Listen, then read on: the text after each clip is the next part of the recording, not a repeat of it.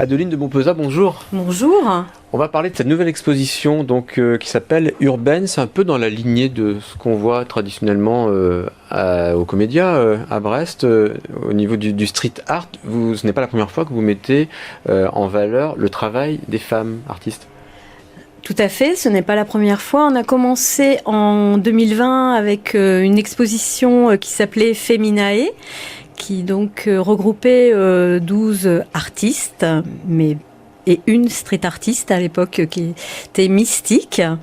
Dans chaque expo aussi de street art, il y a des femmes, mais c'est la première fois en fait que dans une expo collective à la Galerie d'Art de street art, on présente et à Brest et en Bretagne le travail de 10 artistes urbaines donc qui s'affichent sur nos cimaises et aussi en sculpture. Alors nous allons en rencontrer 3 au cours de cet entretien. Nous serons avec Julia Format, Foufounart et Mélanie Bourget. Est-ce que vous pouvez nous citer le nom des autres artistes ? Bien sûr. En fait, dans l'exposition, 6 artistes font déjà partie de la galerie et ont déjà exposé. Il y a les pochoiristes comme Mystique et Petite Poissonne, la graffeuse Lady K, la muraliste Sema Lao. Et en sculptrice, nous avons Mélanie Bourget et Stéphanie Kilgast. Et 4 nouvelles street artistes font leur entrée au Comédia. 2 abstraites avec Lady M et Caroline Dervaux. Et 2 figuratives, Foufounart et Julia Format. Comment faites-vous le choix des artistes ? Je regarde déjà les artistes que nous avons en galerie, ce qu'elles représentent, sur quel support elles travaillent. Et ensuite, par rapport au thème, donc là c'est urbaine street art, en fait je vais chercher des artistes qui montrent un autre aspect de la thématique ou qui travaillent sur un autre support afin de montrer un éventail et une diversité assez large du travail des artistes. Et le public aussi, il trouve son compte depuis que la galerie a ouvert ? Oh oui, je pense, puisque chaque exposition est plébiscitée par plus de 2000 visiteurs. Et notre but est surtout de vendre le travail des artistes et donc de développer la clientèle, que ce soit de collectionneurs ou d'amateurs, sur Brest ou ailleurs, et en proposant un art qui peut être très accessible, puisqu'on peut avoir des œuvres originales pour 100 € et aux artistes internationaux où là c'est plusieurs milliers d'euros, mais le but pour nous c'est que chacun puisse acquérir une œuvre d'art quel que soit son budget.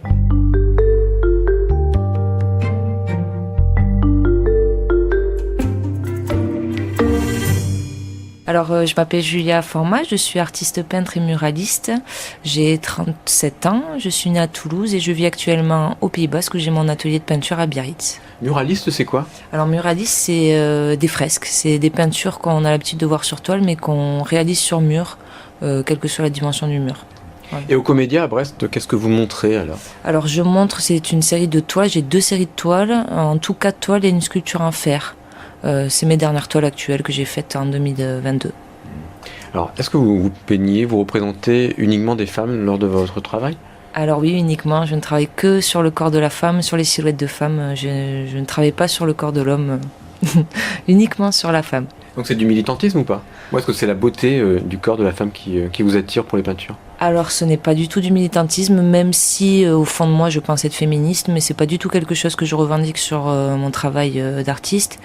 Après, si cela amène un ressenti à du féminisme ou du féminin, ça me va aussi, mais je laisse les gens ressentir les choses par eux-mêmes. Je n'ai pas envie de les amener sur quelque chose de revendiqué. Et pourquoi ? Parce que l'art, ça sert à ça aussi ? Oui, ça sert à ça, l'art c'est vrai, effectivement, mais c'est vraiment une volonté de ma part de laisser les personnes devant l'œuvre, réfléchir par eux-mêmes et pas les conduire vers quelque chose. Voilà, laisser libre. L'inspiration, elle vient d'où ? Vous avez des modèles parfois ? Alors oui, je travaille de plus en plus avec des modèles vivants, mais je les photographie. Et pour mes prochaines séries, je vais être amenée beaucoup à faire ça, c'est-à-dire faire une séance photo avec une femme et la laisser avoir des attitudes dont elle a envie, et après travailler sur les postures et les attitudes qu'elle m'a offertes. Le corps de la femme, c'est un thème universel Oui, dans l'art. Comment vous l'expliquez ? Thème universel, oui. Je pense que le corps de la femme est beau et dégage une certaine beauté peut-être inexplicable, sans parler d'attraction sexuelle ou quoi que ce soit. Je trouve personnellement le corps de la femme extrêmement beau. Je pense que ça vient beaucoup de là. Peut-être aussi les secrets. En tout cas, aujourd'hui, on le voit beaucoup plus peut-être nu, mais il y a des époques où ça ne faisait pas partie de la publicité, où on n'avait pas accès à l'écran en permanence. Donc c'était une découverte et on enlevait le voile sur quelque chose qui était un peu interdit et beau. Il y a moins d'interdits en peinture ? Oui, il y a quasiment plus aucun interdit en peinture, je dirais. Enfin, c'est vrai mais que ce soit en peinture ou partout. Il y a un peu plus d'interdits aujourd'hui quand même. Alors oui, peut-être que à force de ne pas avoir d'interdits, on crée des nouveaux interdits, parce que c'est vrai qu'il faut pas. Enfin, bon, après c'est question de point de vue et de liberté d'expression, qui est un sujet très large. Mais non, oui, je pense qu'on peut se permettre beaucoup de choses dans l'art en le faisant passer par justement la couverture de l'art. Oui, justement, parce que est-ce qu'on peut tout montrer ? Je pense qu'on peut tout montrer dans l'art, effectivement. Vous n'avez pas d'interdit ? Non. Alors vous avez dit tout à l'heure que c'était le corps de la femme en peinture qui vous attirait pour votre travail, Julia Format. Et le corps de l'homme alors ? Écoutez, je ne saurais pas l'expliquer. Peut-être qu'un je m'étonne moi-même avec mon parcours qui a changé beaucoup, qui a évolué. Donc peut-être qu'un jour je peindrai le corps de l'homme. Mais j'aime les hommes, je suis hétérosexuelle. Mais c'est vraiment le corps de la femme que je trouve beau à voir. Vous avez essayé ou pas ? Non, pas encore. Comment est-ce que vous êtes arrivé à la peinture ? Je suis arrivée à la peinture. Alors j'ai un parcours assez particulier, c'est-à-dire que je suis partie d'une étude de sociologie. J'ai eu une licence en sociologie du genre, c'est-à-dire que pendant 3 ans j'ai travaillé sur la place de la femme dans la société. Partie de ça, j'ai eu envie de montrer une certaine inégalité, mais des parcours assez compliqués qui ont été vécus par certaines personnes connues. Exemple Frida Kahlo, Janis Joplin, Edith Piaf. Beaucoup de figures connues féminines qui ont subi peut-être le mal, jeu de mots avec un E et sans E, et je me suis demandé comment exprimer un ressenti sur ce que j'avais connu d'elle, et je l'ai fait à travers le dessin, avant tout, en noir et blanc. J'ai commencé par ça. Donc je rendais hommage à ces figures féminines. Et c'est le travail artistique aussi qui vous attire, c'est la création. Alors oui, tout à fait, c'est thérapeutique, on me le dit concrètement. Pourquoi là ? Eh bien, c'est tout simplement, quel que soit ce qui se passe dans ma vie, au moment où je me mets à peindre ou à dessiner, je ne pense plus à rien et c'est un plaisir. Donc oui, j'appelle ça de la thérapie, quoi. Alors le dessin et la peinture, il y a des couleurs assez vives aussi, hein. J'ai repéré du rouge, du jaune dans votre travail. Tout à fait. Alors ça, c'est très récent pour moi, c'est période de confinement et aussi de mise à plat sur toile, parce qu'en fait, pendant 11 ans, j'ai travaillé au noir et blanc, mais simplement à l'encre sur feuille. Et confinement, finalement, j'avais toujours eu de la peinture chez moi, comme beaucoup de personnes, et j'ai voulu les mettre sur une toile, parce que sur papier, ça boit beaucoup, donc c'est pas un support idéal. Et j'ai fait mes premières toiles pendant le confinement, et j'ai aussi essayé la couleur qui m'a finalement beaucoup plu. Peut-être plus de gaieté aussi. Est-ce que vous pourriez devenir plus féministe, ou au moins le montrer plus sérieusement dans votre art, dans vos œuvres, Je sais pas si je le montrerai dans mes œuvres. Après, il faut savoir que je suis quand même active dans ma vie de tous les jours par rapport à mes idées. Rien que de parler aux gens, je sais pas comment dire, hier soir j'étais avec un petit garçon, le fils d'un ami. Pour moi le féminisme c'est aussi ça, c'est parler beaucoup avec les petits garçons et aux petites filles aussi bien sûr, hein, c'est aussi montrer ça. Je vais vous dire, j'ai fait un mur à Toulouse, il y a eu beaucoup de petites jeunes filles qui m'ont questionné beaucoup, qui m'ont regardé peindre, et pour moi c'est ça aussi le féminisme, c'est montrer qu'on peut faire des choses qui ne sont pas forcément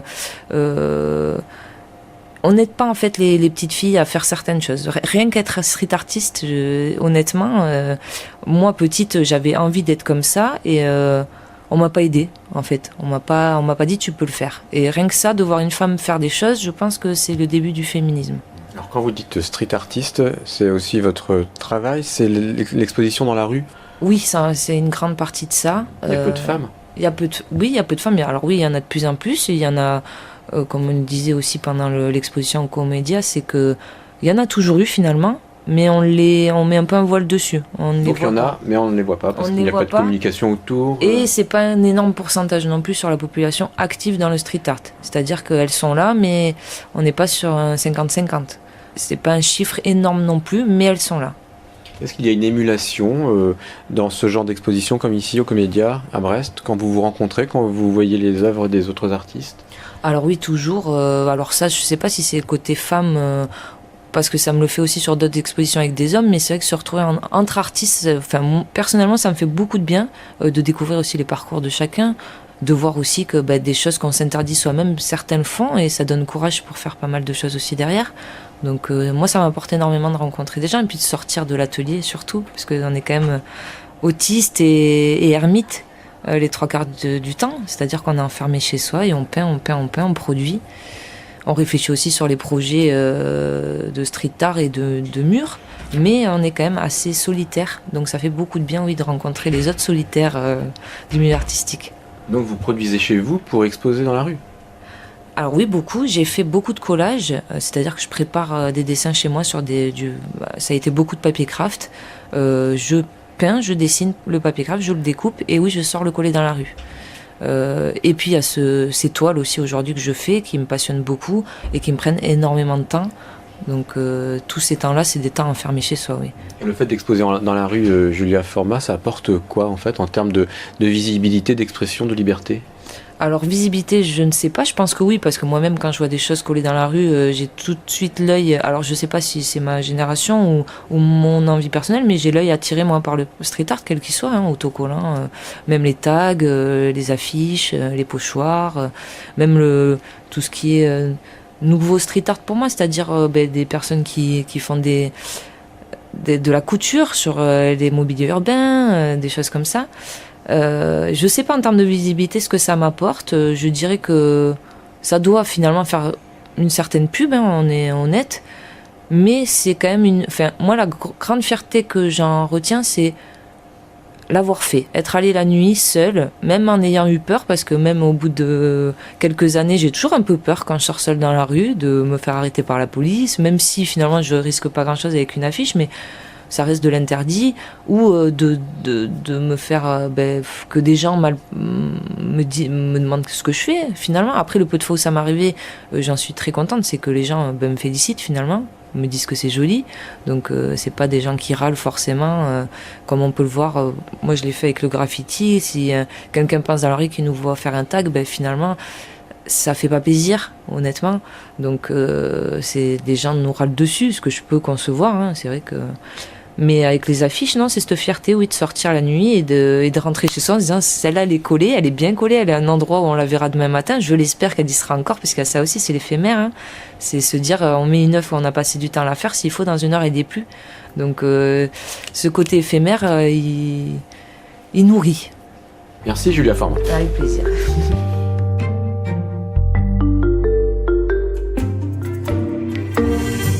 Et pour continuer à parler de l'exposition urbaine au Comédia à Brest, nous voici avec Mélanie Bourget maintenant. Bonjour. Bonjour. Alors vous êtes sculptrice et céramiste. Alors qu'est-ce que vous montrez ici ? Alors j'ai créé une pièce vraiment pour cette exposition sur le thème donc urbaine. C'est une danseuse hip-hop. Donc là on a une pièce, un personnage entier en mouvement. Très coloré, donc le hip-hop c'est le lien aussi avec le street art et tout ce mouvement, et on retrouve aussi des dégradés de couleurs faits à la bombe, donc en lien avec le graffiti. Donc ça c'est une pièce un peu spéciale, créée vraiment pour l'occasion. Mon travail habituellement est plus sur l'argile, la céramique, donc moi j'ai une technique spéciale qui s'appelle le raku. Donc je travaille plutôt des bustes habituellement. Ça fait 12 ans maintenant que c'est mon métier. Je suis à Nantes. Et c'est des bustes, donc c'est plus centré sur l'expression du visage ou l'attitude. Beaucoup de personnages féminins, mais c'est sur l'humain en général. Hein. L'humain et le hip-hop alors? Alors, la pièce que j'ai faite pour cette expo, ouais. J'ai vraiment orienté cette pièce dont je vous parlais au début en résine colorée pour le thème de l'expo urbaine. Et voilà, je suis partie sur le hip-hop. En fait, je pars du buste, qui est un thème assez classique hein, dans l'art, un buste, une sculpture, un buste. Et j'y apporte des touches actuelles et un peu décalées. Et par l'expression, mais par la coiffure, par les vêtements, par les tatouages, par des piercings. Donc je peux apporter plein de petites touches originales. Et en fait, je peux rentrer dans plein de cases différentes. C'est comme ça que je suis arrivée ici au Comédia l'année dernière pour une expo New Pop Art. Voilà. Et on avait dû déjà se rencontrer. On s'était rencontrés à cette occasion et voilà, donc j'avais... parce qu'en fait, j'ai toute une palette de personnages. Et ils peuvent, en effet, s'insérer dans différentes thématiques. Et là, donc, pour cet événement urbain, voilà, j'ai fait cette pièce en pensant hip-hop. Est-ce que ce sont uniquement des personnages féminins, Mélanie Bourget? Non, non, non. Beaucoup de femmes, c'est vrai. J'ai exploré un peu toutes les facettes... voilà, de la femme, mais enfin, j'ai pas fini, hein, je pense que c'est assez vaste le sujet, mais je fais des hommes aussi. Je fais depuis une dizaine d'années hein, régulièrement des bustes d'hommes, mais j'en fais moins, peut-être parce que aussi les gens, le public a moins l'habitude en fait de bustes d'hommes, et ça interpelle, mais je pense que voilà, les gens imaginent. Qu'est-ce que vous préférez vous alors? Les expressions, c'est ça que j'aime beaucoup. Bon, souvent en sculpture, on donne un côté un peu intemporel au visage, figé. Mais moi, j'essaye au contraire de faire plutôt comme une photo ou un instantané, de prendre un moment où il y a une émotion. Et donc retranscrire cette émotion par une expression, plutôt comme si on prenait une photo, un moment où quelqu'un rigole ou fait un clin d'œil. Vous ou pas? Non. Pour capter ces expressions. Alors parfois, je peux aller chercher quand même à droite à gauche des images sur Internet ou dans des magazines ou dans la peinture, voilà. Vous n'avez pas de modèle vivant? Non, j'ai donné des cours de sculpture d'après modèle vivant, mais dans mon travail personnel, non. Je préfère inventer en fait mes personnages ou parfois me baser sur des photos, mais en utilisant essentiellement l'expression. Je vais pas faire un portrait, je vais pas reproduire cette personne-là. Donc c'est pour ça aussi que tous mes bustes, ils ont un petit air de famille. Parce que quand on crée son personnage, il y a toujours un petit quelque chose, voilà, un petit air de famille. Ils se ressemblent d'une certaine manière. Vous pouvez me parler du travail, de la matière, du toucher aussi, ce que ça évoque pour vous? En fait, moi, il y a deux parties distinctes dans mon travail. Il y a une première partie qui va être le modelage, donc le travail du volume, et le travail de l'argile. Donc là, l'argile, c'est une matière souple, assez douce, et qu'on peut travailler à plusieurs reprises et tranquillement et être un peu dans sa bulle. Où là, je vais créer mes personnages et essayer de leur donner vie avec des expressions. Ça, c'est une première étape. Et ensuite, il y a l'étape pour transformer cette sculpture en argile en céramique. Donc après un certain temps de séchage et une première cuisson, je vais travailler donc à la mise en couleur, peut-être la pose de tatouage pour certaines pièces, l'émaillage. Et ensuite, donc la cuisson raku, donc c'est la technique que j'utilise, qui à l'origine était une cuisson, une technique japonaise dans la cérémonie du thé, pour créer des bols dans le rituel de la cérémonie du thé, que j'ai adapté, que j'ai appliqué sur des sculptures. Donc on va, après émaillage, cuire ces pièces dans un four à bois ou à gaz, et monter très rapidement en température jusqu'à environ 1000 degrés. Et une fois que la pièce dans le four est bien incandescente, qu'on voit que l'émail a fondu, c'est vraiment rouge cerise, on reconnaît un peu à la couleur, mais on a des sondes pour vérifier. Là, on met ses gants, son masque, on s'équipe avec une pince métallique, et on éteint et on vient ouvrir le four. Donc là, c'est le moment fatidique, c'est le moment dangereux, mais c'est le moment génial aussi, où on sort la pièce du four, donc elle est vraiment rouge incandescente. On la dépose dans une bassine métallique ou sur une plaque. On attend un peu, et le choc thermique de passer de 1000 à 15 degrés, température extérieure, va figer l'émail qui lui est fondu à cette température, va le figer, va se rétracter, ça va provoquer des craquelures, mais on les voit pas encore. Et justement pour révéler ces craquelures-là, on va jeter des copeaux de bois sur la pièce, donc ça s'enflamme. Donc ça, c'est le moment assez impressionnant, mais aussi génial, parce qu'on voit vraiment la sculpture comme prendre vie par le feu un peu. Donc ça s'enflamme, et une fois que les copeaux sont bien enflammés, on revient poser un couvercle ou étouffer la flamme avec un récipient, et ce qui fait que ça va faire de la fumée à l'intérieur des récipients, et la fumée va rentrer dans toutes les craquelures qui ont été provoquées par ce choc thermique. Donc après on attend que ça refroidisse un peu, le temps d'une autre cuisson par exemple, et là le meilleur moment, c'est quand on vient rouvrir, donc soulever les bassines et voir le résultat. Parce que, vous savez à quoi vous voulez aboutir, Mélanie Bourget ? On sait à peu près, mais il y a un côté aléatoire qu'il faut accepter. C'est ça qui est plaisant aussi, et alors. c'est ça qui est génial, parce que à chaque cuisson, on est impatient de découvrir comment vont sortir ces craquelures. Est-ce que la pièce est entière ? Est-ce que les couleurs ont bien été révélées ? Est-ce que la brillance sera bonne ? Il y a aussi beaucoup de jeux de contraste de matière, avec les parties émaillées qui vont être très brillantes et les parties non émaillées qui vont être noires, mates, brutes, où on va voir vraiment la texture de la terre. Et ce jeu-là, à chaque fois on le redécouvre. Voilà, un travail à découvrir aussi au Comédia à Brest. Merci Mélanie Bourget.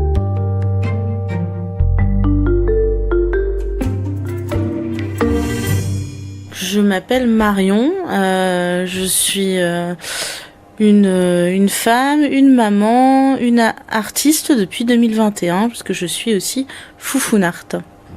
Qu'est-ce qu'il y a derrière Foufounart ? Foufounart, c'est un petit défi qui s'est lancé donc en 2021, une pratique de street art. Mon objectif, c'est de représenter le sexe féminin dans l'espace public, avec des œuvres en volume qui sont collées dans la rue, à la vue de tous. Alors de quelle manière ? Parce que vu comment vous le présentez, on peut se dire que c'est assez compliqué, assez difficile aujourd'hui, parce qu'il y a les perceptions des uns et des autres. Tout le monde peut ne pas être d'accord aussi. Justement, l'idée, c'est de provoquer un questionnement, une réaction, c'est d'interroger sur le rapport qu'on a avec le corps de la femme, avec la sexualité féminine, et c'est aussi d'essayer de lever un tabou, parce que ça reste le sexe féminin reste quelque chose de très peu représenté dans la société actuelle, dont on ne parle pas, qui peut être une source de tabou, de honte chez beaucoup de femmes. Tout simplement, on est toutes différentes. Toutes les femmes ont une vulve différente.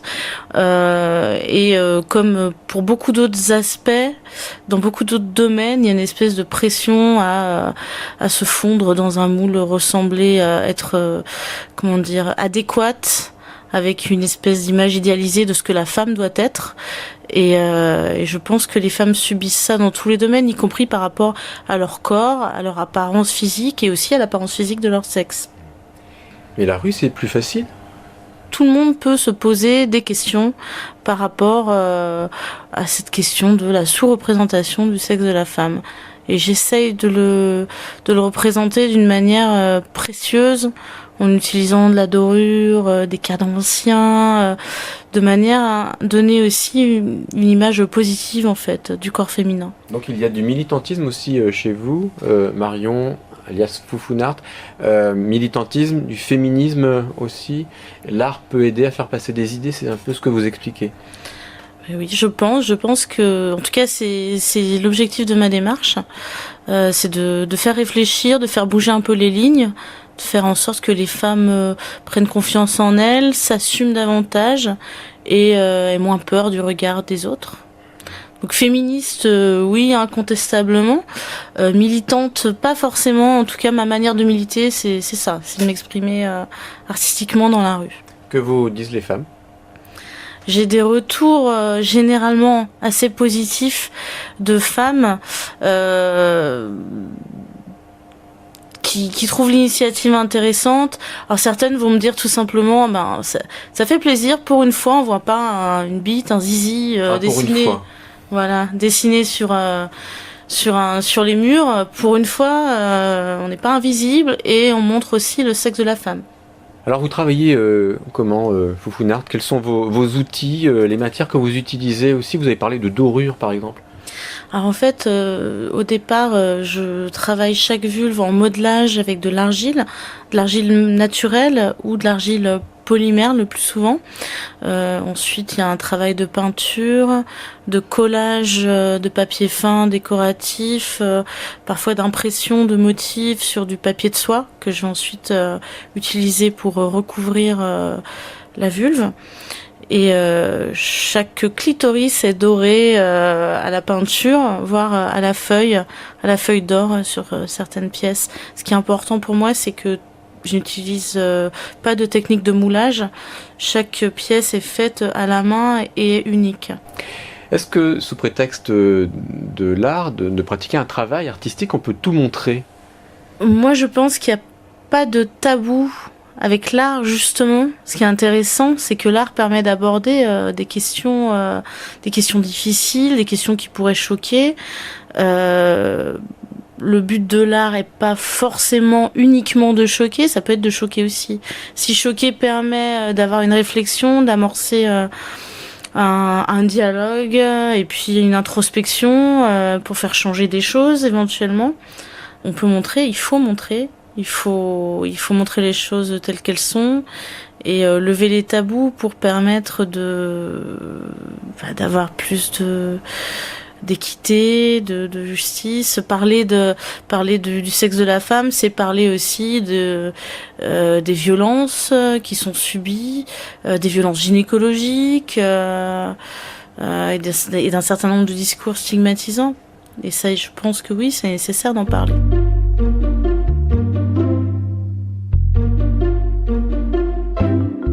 Adeline de Montpezat, venons-en aux modalités pratiques maintenant. Donc cette exposition urbaine est à voir jusqu'au 1er avril, c'est à l'Espace Comédia à Brest. On peut venir donc le jeudi, le vendredi et le samedi, l'après-midi je crois. Tout à fait, nous sommes ouverts donc au public de 14h à 18h et les samedis matins, il y a des visites guidées de l'exposition à 9h30 ou à 11h, où on s'inscrit sur le site du Comédia pour 10 € et donc on vous présente tout le travail des artistes et on explique aussi leurs œuvres et le contexte donc de Urban Street Art. Donc jusqu'au 1er avril, est-ce que vous savez sur quoi vous travaillez ensuite? Est-ce que vous pouvez nous dire? Oui, ça va être sur Vision du Japon. Voilà. C'est complètement différent. Exactement. On va partir un peu loin avec des artistes japonais, mais aussi des artistes franco-japonais ou français qui ont une idée et un travail sur le Japon et des artistes du territoire aussi. Merci beaucoup, puis merci aussi à Julia Format, à Foufounart et à Mélanie Bourget de nous avoir présenté leur travail. Retrouvez dès à présent ce magazine en podcast sur notre site internet rcf.fr.